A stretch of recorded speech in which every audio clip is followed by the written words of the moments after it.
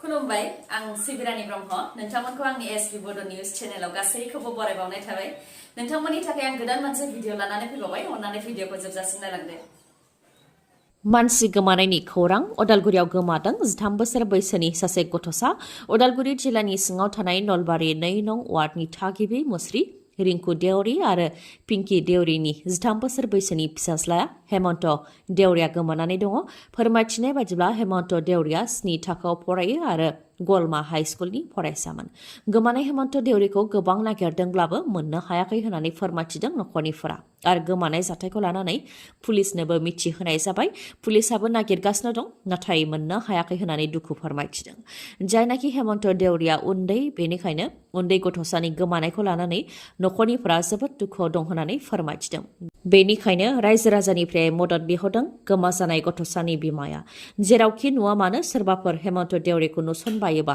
नखरनि सुबुंफोरनो खौरां हरनो थाखाय खावलायहरदों खौरां हरनो थाखाय जानबुं नाम्बारा 8135025859 नङाबा 8761945099 सोरनि थैनाया बहा नेनानै दं बेखौ रावबो हमदांस हाया हादरनि गासैबो सुबुंफोरा दुर्गा फुजानि रंजाफुबाय थानायनि गेजेरावनो गंसे नखरनिया गासिबो थैजोबगोन होननानै सोर सानदोंमोन नाथाय थैनाया माब्ला आरो बबेयाव सोरखौ नेनानै दं बेखौ रावबो मिथिस'मोना जायनि जाहोनाव गारिनि जाब्रबथायजों थैनो गोनां जाबाय नखरसेनिनो 7 सोद्रोमाफोरा थैनायनि मादाव बिमा बिफा बिथांमोननि 2 फिसाफोर आरो सासे बिबोनां नाथाय गारि सालायग्राया खाफाल मोजां खुनुरुखुमै जिउ रैखा मोननो हादों थैनाय बिफानि मुङा मनोज कुमार 30 बोसोर बैसोनि बिथाङा सासे इन्जिनियारमोन बिथांनि बिसि लाभलि कुमारी 25 बोसोर बैसोनि आरो बिथांमोननि 2 फिसा सासे 2 बोसोर बैसोनि आरो गुबुन सासेया 6 दाननि गोरलै गथ' बे जाथाया झारखन्डनि देवघर जिल्लानि सिङाव थानाय सिकाधिया बेरेजाव जादों बिहावनि न'आव आलासि जाहैनायनि उनाव एसइउभि गारिजों न' फारसे फैबाय थानायावनो गारिया दालांनि रिलिंखौ बारनानै दैयाव गोग्लैहैदों जायजों नखरसेनिनो 7 सोद्रोमायाबो थैनो गोनां जादों जाथायखौ नुनानै ओनसोलनि सुबुंफोरा रैखा खालामनायनि हाबाखौ मावदों आरो पुलिसाबो जाथायथिलियाव नुजाथिफैनानै गारि सालायग्राखौ एरेस्ट खालामफैदों जायनाखि गारि सालायग्रायाबो जोखोम जादों बेनिखायनो गारि सालायग्राखौबो फाहामथाय होनाया जागासिनो दं बिथाङा मोजाङाव फैयोब्लासो जाब्रबथाय जानायनि सिगां मा जानायमोन बेखौ मिथिनो मोनगोन होननानै फोरमायथिदों ओजोंहाय जाब्रबथाय जानायखौ नुनाय ओनसोलनि सुबुंफोरा फोरमायथिनाय बायदिब्ला मनोज कुमार जाय इन्जिनियार बिथाङा सेल्फि अदेबानि फट' खेबजानो थाखाय गाव गारिखौ सालायदोंमोन बेयावनो गारिखौ सामलायनो हायैयाव गारिया दालांनि रिलिं बारनानै दैयाव गोग्लैहैदों आरो बे दुखुनांथाव जाथाया जानो मोनदों दुलाराय बाथौ गौथुमनि बोसोरसालिया जथुम्माया बे खेबाव सनितपुर जिल्लायाव खुंजागोन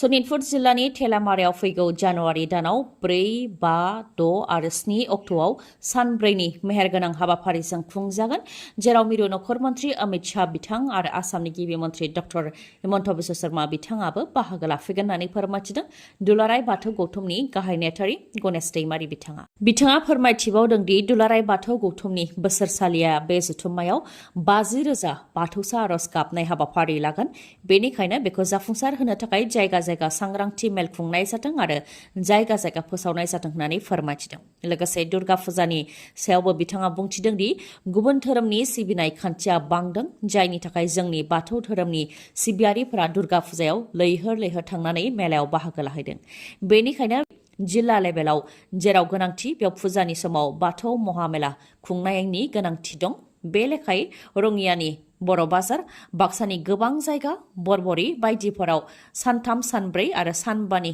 मेहेरगोनां हाबाफारिजों गाजा गोमजायै बाथौ महामेला खुंनाय जादों होननानै फोरमायथिदों दुलाराय बाथौ गौथुमनि गाहाय नेहाथारि गणेश दैमारि बिथाङा चिरां जिल्लानि सिङाव थानाय सान्थिपुर निज्लागुरिनि हिरिम्बाफुरियावबो लाइमोनफोरनि मावबादा खुंदों जेराव गाहाय आलासि महरै बाहागो लादों गागि थुनलाइगिरि राखाव बसुमतारीजों लोगोसे बाहागो लादों चिरां जिल्ला बाथौ गौथुमनि लाइमोन गांखंनि आफादगिरि प्रदीप कुमार नार्जारी बिथाङा फोरमायथिदों दि दानि लाइमोनफोरनि गेजेराव धोरोमनि आरो इसोरनि फारसे गियाननि आंखाल जादों लाइमोनफोरा गुबुन गुबुन बिथिङाव मुखुब जानानै थानायनि जाहोनाव धोरोमनि आरो इसोरनि फारसे गियाननि आंखाल जादों जायनि थाखाय समाज बेरेखा हाबाफोरा जायो बेनिखायनो लाइमोनफोरनि गेजेराव धोरोमनि गियान आरो इसोरनि फारसे गियान सोनो थाखाय लाइमोनफोरनि मावबादा खुंनाय जादों आरो बायदि हाबाफारि नि गेजेरजों जेरै सेमिनार आरो हारिमुआरि प्रग्रामनि गेजेरजों लाइमोनफोरनि गोसोआव धोरोमनि गियान आरो इसोरनि फारसे गियान सोनो नाजानाय जादों होननानै फोरमायथिदों बिथाङा। दुर्गा फुजाया मैया जोबनानै थांबाय, नाथाय दुर्गा फुजानि रंजाबाय थानायनि गेजेरावनो आसामनि दाब दाब जायगाफोराव गुबुन गुबुन जाथायफोर जानानै थांबाय, जायफोर जाथायफोरा जानो नाङामोन। गिबियाव धकुवाखानानि सनारि साफरियाव मोनसे जाब्रबथाय जादों, जेराव सासे 2.5 बोसोर बैसोनि उन्दै गथ'साया थैनो गोनां जादों। जोबोद गोख्रैथिजों फैनाय गंसे मटर साइकेला मृत्युन बरगहायनि 2.5 बोसोर बैसोनि फिसाजो बृष्टि बरगहायखौ सौख्रांदों, जायजों बृष्टि बरगहाया थैनो गोनां जादों। जाथायनि सायाव फोरमायथिनाय बायदिब्ला उन्दै गथ'साया बिमाजों फैगासिनो दंमोन। बेयावनो जोबोद गोख्रैथिजों फैनाय मटर साइकेला उन्दै गथ'साखौ सौख्रांनानै लांदों। जाथायनि उनाव गथ'साखौ धकुवाखाना सिभिल हस्पिटालावबो लांनाय जादोंमोन, नाथाय रैखा खालामनो हानाय जायाखै। ओजोंहाय जाथायनि दायनिगिरि रन्जित चुटियाखौ पुलिसआ एरेस्ट खालामदों। गुबुन मोनसे जाथायावबो साखा खब्रै गारिनि सौख्रांनायजों 11 बोसोर बैसोनि रश्मिता मुंनि उन्दै हिन्जावसाया थैनो गोनां जादों। बे जाथाया मराननि बाबनमारियाव जादोंमोन। बिमा आरो फिसाजोआ फुजा नायनानै न' फारसे फैबाय थानाय समावनो गंसे गारिया सौख्रांफैदों, जायजों 11 बोसोर बैसोनि गथ'साया थैनो गोनां जादों। जाथायखौ नुनाय सुबुंफ्रा फोरमायथिनाय बायदिब्ला गारिजों सौख्रांग्राया बाबनबारि पुलिस थानानि अफिसार अनुप गायनमोन। जाब्रबथाय खालामखांनायनि उनाव पुलिस अफिसारा मददबो होआखै होननानै नुनाय सुबुंफोरा फोरमायथिदों। जाथायखौ लानानै थैनाय उन्दै गथ'सानि नखरनिया उनाव मरान पुलिस थानायाव पुलिस अफिसार अनुप गायननि हेंथायै एफआइआर होदों। गुवाहाटीनि हेंग्राबारियावबो सानै लोगोनि गेजेराव फिसा खोथाखौ लानानै सिखाजों बुथारनाय जाथाय जादों। हरसे जौ लोंनायनि उनाव बे फिथाइया थायदों। गुवाहाटी हेंग्राबारि एलपि स्कुलनि मोखाङाव फुंनि 7:30 रिंगासो समावनो जादों बे जाथाया। हरसे जौ लोंनायनि उनाव बेटारि रिक्सा सालायग्रा तिलेश्वर दास आरो खगेन दासनि गेजेराव फिसा खोथाखौ लानानै दावराव जानायनि उनाव हेंग्राबारिनिनो तिलेश्वर दासआ खगेन दासखौ सिखाजों बुथारदों। मरिगावआवबो शरीफ उद्दिन मुंनि सुबुङा गोख्रैथिजों मटर साइकेल सालायबोनायाव डिभाइडाराव सौख्रांनानै जायगायावनो जिउ खोमानो गोनां जादों। बे जाथायनि अनगायैबो आसामनि दाब दाब जायगायावनो गोबां जाब्रबथायफोर जादों आरो गोबां सुबुङानो थैनो गोनां जादों। आथिखालाव फ्राय गासैबो सुबुंनि देहायावनो बायदि रोखोमनि बेराम जानाया बांदों। फिसा फिसा बेरामनि अनगायैबो गेदेर गेदेर बेरामफोर जेरै केन्सार, गोरबोआव गथ' थायै बायदि बेरामफोराबो जोंनि गेजेराव बांनो हमदों। बुंनो थाङोबा जानाय लोंनाय आरो जोंनि माखासे हुदानिफ्रायनो गासैबो बेरामा बांनो हमदों। गुबुन गुबुन बेरामनि सायाव गुबुन गुबुन बिगियानिफोरा गुबुन गुबुन फोरमायथियोब्लाबो गोबां रिसार्चारफोरानो फोरमायथिदों दि प्लास्टिक बथलाव गोबाव सम दोननाय दै बा जायखिजाया लोंग्राखौ लोङोबा बेजोंबो गोबां बेराम जानायनि रिस्कआ बाङो। बेनि अनगायैबो माइक्र'वेभ बा अभेनाव प्लास्टिकआव जाग्रा आदारखौ दोननानै गुदुं खालामोब्ला बेजोंबो केन्सार जानायनि रिस्कआ बाङो। प्लास्टिकनि बासन बर्तन बा प्लास्टिकजों आदारखौ फानफ्रबनानै अभेनाव होयोब्ला गुदुं जानायनि थाखाय प्लास्टिक बानायनायाव बाहायनाय केमिकेला जाग्रा आदारजों गोरोबफायो, जायखौ जायोबा जोंनि देहाया बेरामाव गोग्लैयो आरो केन्सार जानायनि रिस्कआ बाङो। अभेनाव प्लास्टिक बाहायोब्लाबो माइक्र' अभेन सेफ लेभेल थाखानाय प्लास्टिकखौ बाहायनो हायो।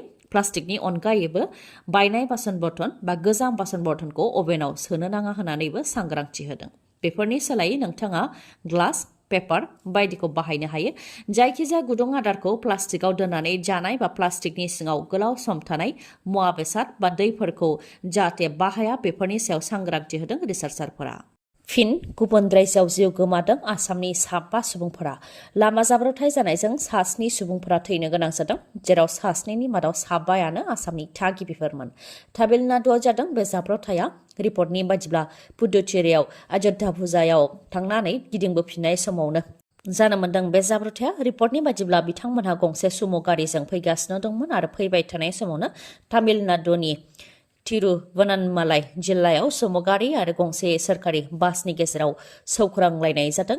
जाय जाथायाव 7 सुबुङा जिउ खोमानो गोनां जादों आरो माखासेया जोखोम जादों। थैनाय 7नि मादाव बिमल तिर्की 26 बोसोर बैसोनि, निकलास 22 बोसोर बैसोनि, तालु 26 बोसोर बैसोनि, गुनसाराई 24 बोसोर बैसोनि, नारायणन चेट्टी 35 बोसोर बैसोनि, कामाराज 29 बोसोर बैसोनि आरो नारायण चेट्टी 35 बोसोर बैसोनि।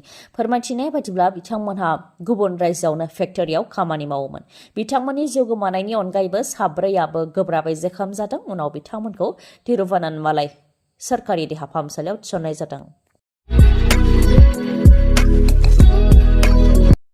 गोजोन्थों खौरां बङाइगाव जिल्ला मानिकपुरनि मानास अट' श'रुमा लन काम एक्सचेन्ज मेला खुंनो आखायाव लादों। फुजानि थाखाय जोबोद मोजां अफार होदों मानास अट' श'रुमाव। नोंथाङाबो फुजानि थाखाय मटरसाइकेल बा स्कुटि बायनो सानदोंब्ला मानास अट' श'रुमनिफ्राय गोदान मटरसाइकेल बा स्कुटिखौ बायनो हागोन। नोंथाङा जुदि गोजान जायगानिबा बा मानिबा जाहोनाव श'रुमसिम फैनानै गोदान मटरसाइकेल बा स्कुटिखौ लांफैनो हायाखैबा नोंथाङा जिंगासिनांगौनि जेबो गोनांथि गैया। मानोना मानिकपुरनि मानास अट' श'रुमा नोंथांनि थाखाय हम डिलिभारिनिबो राहा खालामनानै होदों। बेनि अनगायैबो जायखिजाया कम्पानिनि गोजाम मटरसाइकेल बा स्कुटिखौ नोंथाङा सोलायनानै बे फुजानि समाव गोदान मटरसाइकेल बा स्कुटिखौ नोंथाङा मोननो हागोन।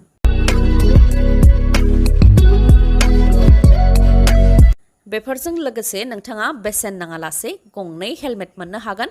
जायखिजाया गारियाव टेंकि आबुं जाजासे थाव मोननो हागोन आरो गोबां खाबुफोरखौ नोंथाङा मोननो हागोन।